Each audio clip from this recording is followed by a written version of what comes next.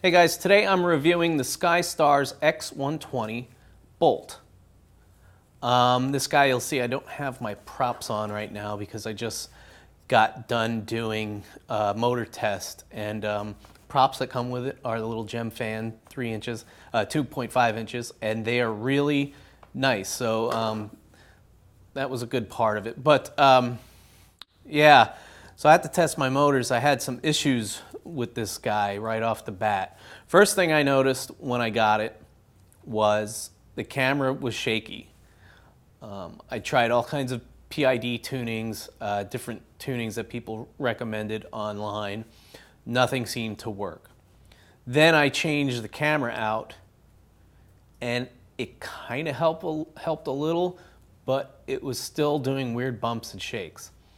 Then I did some more digging. I went online and I saw Albert Kim's review of this, and I noticed he had issues with the camera. So I asked him, did you get that sorted out? And he said, no, it was not only the camera. He had a bad camera, bad ESC, and bad motors. So hence the reason I have my props off. I did check my motors to see if there's any weird vibrations and such, and there was on 3 of them. 2 were really bad, 1 was marginal. So I'm assuming that's where I'm getting my problems, from the camera and the motors. So unfortunately, this guy's going back. I really liked it. I will go over the things I liked about it, but this guy is going back. So one more issue I had. This little run cam clone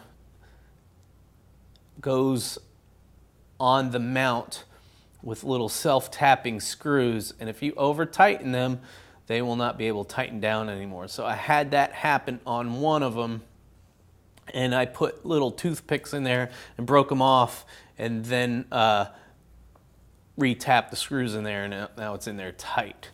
But that's one issue with this camera, and if you have a crash or something, it might, strip that as well. So think about that. This camera is not the greatest, not only for the reasons I had with the shake problem, but also with the mounting screws, because it taps into plastic, and I don't think that's the greatest idea. But anyway, that being said, if you're still going to risk buying this, you're going to have to do some mods, because, like I said, the camera's bad. You might get some bad motors. You might not.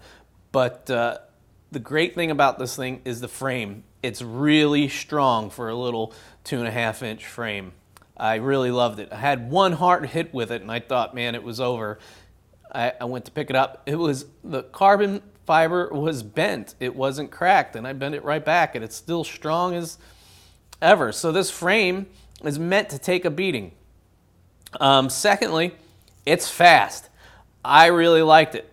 The only part of it being so fast that I didn't like is the camera angle can only go up so far because of the board and its location. When I change cameras, I put in a Foxier arrow in there, and it was able to go back further. And when I put that in there, man, I got a better angle, and I was able to go a lot faster.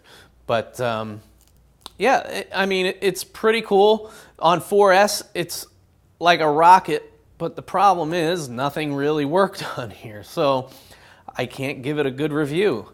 It's going back. I doubt I'll get another one, because I just don't want to wait all that time and have my money wrapped up in something that's possibly not going to work.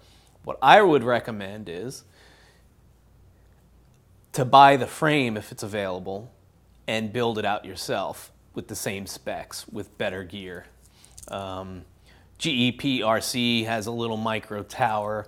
You might be able to put one of those in there and get a better camera, and just use the same spec motors, which are 1106 4500s, which are not hard to find, because I believe those are the same motors that are in the Baby Hawk. Or you can just take your Baby Hawk and refit it to this frame.